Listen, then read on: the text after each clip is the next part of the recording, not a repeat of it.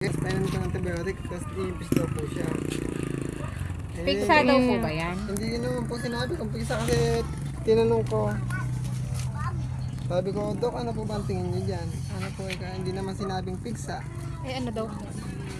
Ang sabi po sa akin, pag po pinainom ko ng gamot, ano yan, iimpes. Tapos ibabalik ko po sa Wednesday doon para maobserbahan kung ano pa yung dapat nilang gawin. Babalik niyo po sa Sa susunod na linggo. Nilalagnat po ba yung bata? Apo, pinainom ko na po siya ng paracetamol. Tempra po. Oo, tempra. Pinalo ko po sa antibiotic na binigay nila.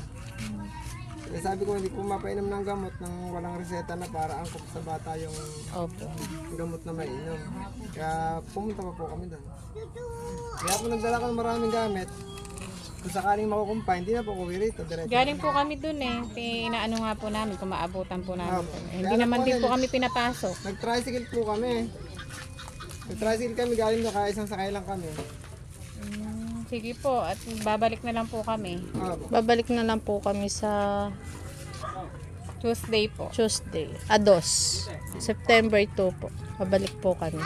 Sige po. Para maraming po salamat. ano.